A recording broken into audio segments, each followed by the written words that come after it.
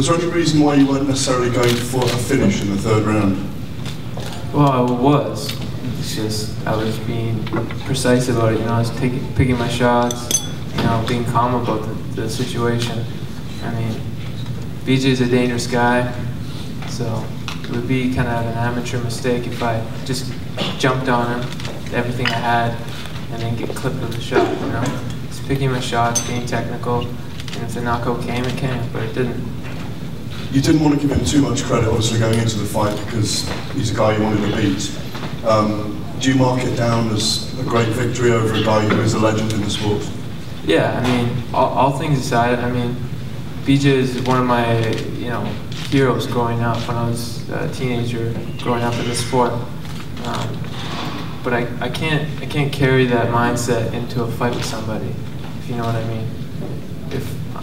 When I look across the octagon against somebody, it's just another body to me. You know, legend or not, you know, I'm going in there to hurt him. So that was the mindset I was carrying into this. My question, my question also for you, Rory. First of all, congratulations. Yep. Right here. Great fight. Just wanted to know, I mean, you seem very collected and focused while you fight and even right now. And even when people were booing you after you won, how do you feel about that? Doesn't matter. I mean, I don't fight for them. I fight really? I mean, does it really doesn't matter? It doesn't hurt you at all? No. People could love me or hate me. I fight for myself and because I love it. It is what it is. Is it something that you set your mind to change one day, or you don't care? I don't care. As long as I fight well, and I think I did. If they don't like me, I can't do anything about it. I'm just going to be me.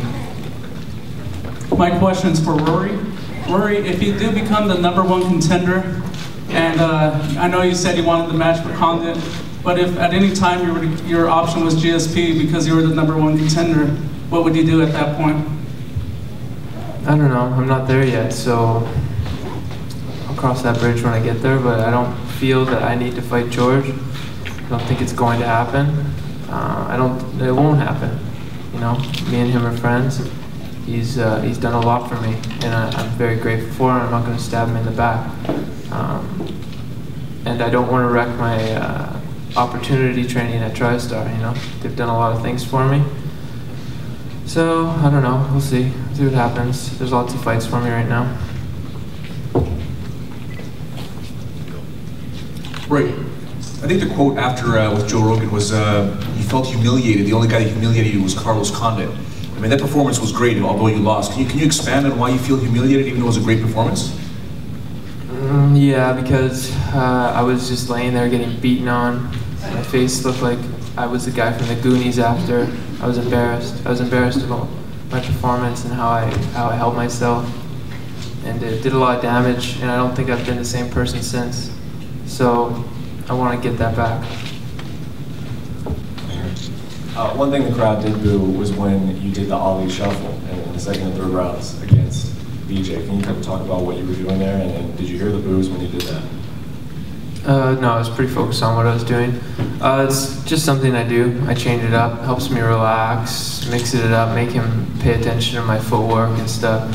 It's just a distraction method, it's just a technique. It's not showboating or anything, it's just a technique. It's a question for Rory. A lot of people here to see you tonight. There were some Rory chances, let you know, and a lot of people came from your hometown. And at the end of the fight, you talked about fighting possibly Carlos Condit in March. I know that there's a scheduled date, more tentative anyway, to Montreal.